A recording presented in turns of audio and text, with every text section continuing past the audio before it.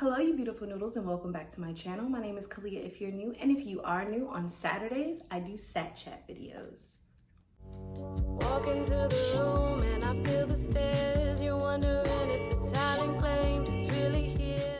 SATCHAT videos are when I sit down on a Saturday and just chat with you guys. I talk about life things, stuff that I've dealt with and how I've dealt with them in the ways that I found best work for me, and I've decided to share them with you. I just want to make it clear, I am in no way a licensed psychiatrist, therapist, anything. I'm not a licensed professional. These are my real world experiences and things that I've dealt with and how I have gotten through them. So without further ado, as you can already see from the title, let's, talk about the elephant in the room.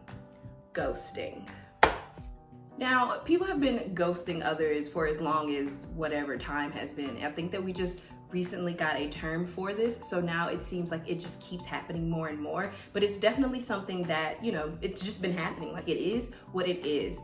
And, unfortunately, I recently dealt with a situation where I was completely ghosted. Like, when I say completely ghosted, we were having full-blown conversations, and then one day, nothing.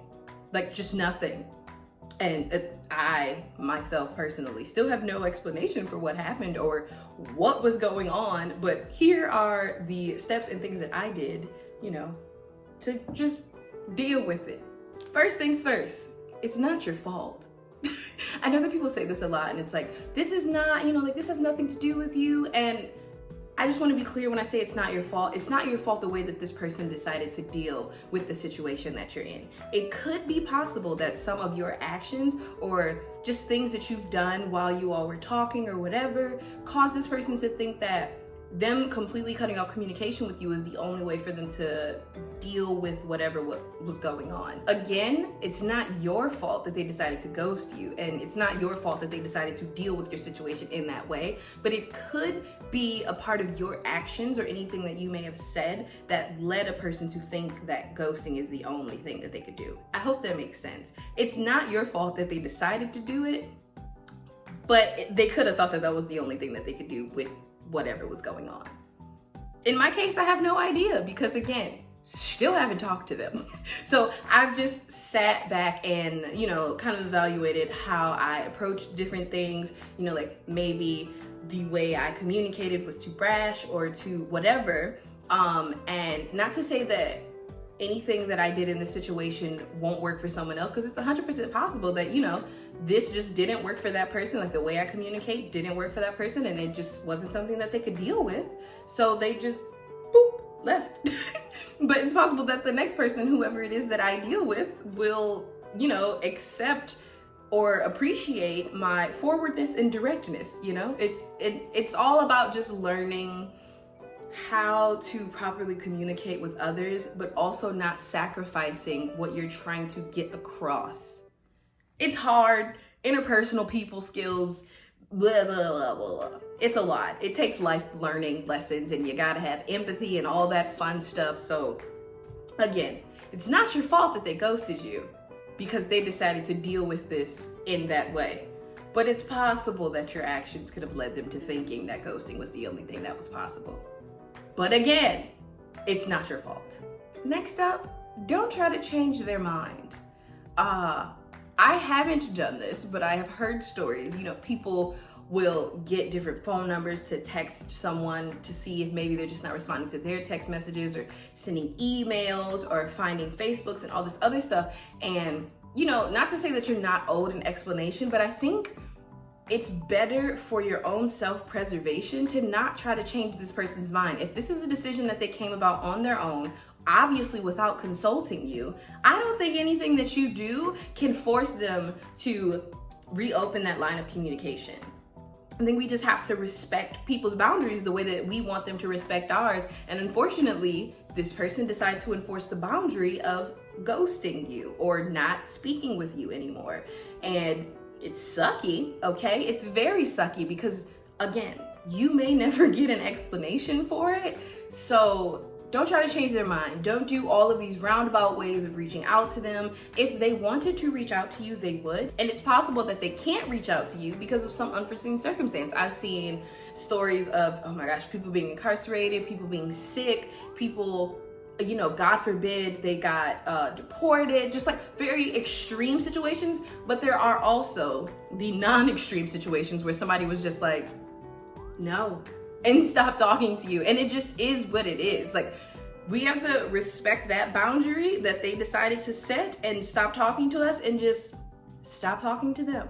Obviously, if this ghosting is affecting you in such a way that you decided to watch this video about dealing with ghosting, then there are some hurt feelings, and there are just, it's okay to let yourself be upset, angry, sad about it. We have to allow ourselves to feel these emotions. Not just saying, okay, you feel these emotions and that's what reminds you that you're human. Like, I know that people say that all the time, and though that's true, I think that you also need to allow yourself to feel those emotions so you're not dealing with this pent up whatever over someone that has obviously decided to move on with their life, So feel those emotions, feel that sadness, feel that anger, but let's not act on it. Like, I highly recommend getting yourself a journal. And if you want, in this journal, what I did is I started like writing. I'm not laughing because it's funny. I'm laughing because I did this and it actually helped. You write letters to the person expressing your hurt and your anger and, just getting it out without having to directly speak to that person. And again, me personally, I've been using prayer, okay, because the Lord, I needed him in those moments, okay? And friends, lean on those friends, lean on your family, lean on anyone that you may have let into this potential whatever it was. Lean into those people. I guess the best way I can think of saying is like, allow them to feel that grief with you, allow them to just be with you in this moment, and then just, let it all out. And after you've done all that, you gotta move on. It's gonna suck for a while, and of course there are gonna be times where you just randomly think of like the what could have beens and what should have beens or what would have beens, but you just gotta move on. Like, you can't let your life stop for someone who decided to move on with their life without you, without telling you, because they may not have a level of respect for you. They don't know how to deal with situations in an adult way, in enough way where they can just say, hey, this isn't working for me. I don't want to do this anymore.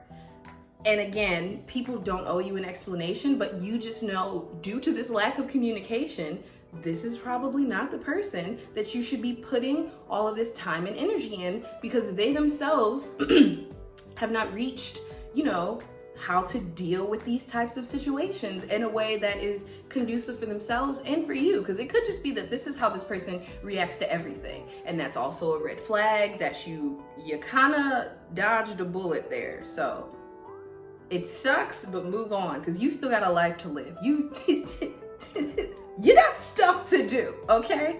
And we dealt with the emotions, we sat in them, we did our journaling, all right?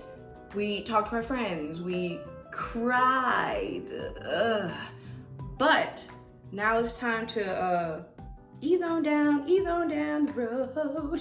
And let's move on with this life, y'all. Now, I do have a bonus step. Let's say the person decided to just pop back into your life, and one of two things happened. One, they came back, no explanation, and expected everything to go back to the way it was. I would say, excuse me? No, absolutely not. Because everything is not okay, and it's not healthy to not address it. So goodbye now. Like, I'll express the hurt, or like let this person know, I can't believe you did this, like this actually affected me in these ways, blah, blah, blah. Maybe give them that, but other than that, I trust people to show me how they will react in situations. And in this case, this person has shown you how they're going to react when something happens that they don't know how to deal with it. So I wouldn't want to be put back in a situation where something like this happens again and they just, again, ease on down the road out of my life. Like, I don't want that. I don't want to deal with that. I'm not going to do it. Now, the second one that tends to happen a lot from what I've been seeing is something happened where they were not able to communicate with you, i.e. sick, jail. Really, it's just been a lot of jail. Like, people go to jail a lot and then get out of jail and they like, my bad, I was locked up. Like, it's not funny. I know it's not funny. I think I'm laughing because I still haven't fully figured out how I would react if that's what happened. Again, that there is a case-by-case basis. They were sick, you know, couldn't communicate, a very extenuating circumstance, and they weren't able to reach out to you or get in contact with you. That is up to you. If this is someone that you really did care about, and when they finally come back into your life, they're extremely apologetic, they're explaining everything that happened, why they weren't able to speak with you, all these other things. If you feel that those reasons that they're giving you are good reasons, go for it. Like, again, this is your life. You're gonna live it the way you want to. I'm just here to give you suggestions. And like I said previously, I still haven't fully figured out how I would react if that is what happened. It's a case-by-case thing. It's, you know, it's, if you've moved on so far in your life and like you haven't talked to this person in a year and they're like, yeah, I got locked up for a year.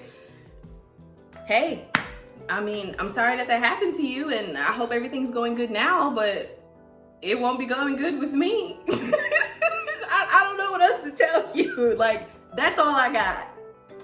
Ugh. And that does it for today's SATCHAT video. I hope that it helped you in some way, the way that these things helped me.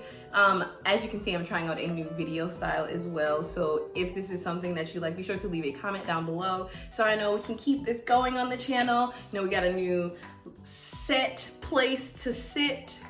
I don't know, I've sat here before in previous videos, but I just thought I'd switch it up for Saturday. I think that this will be good as like a Saturday corner. If you like the corner, let me know down below. I hope that you guys enjoy this video. If you did enjoy the video, be sure to like, subscribe, and all those fun things. It really helps out my channel. And I can't wait to see you in my next video. Bye.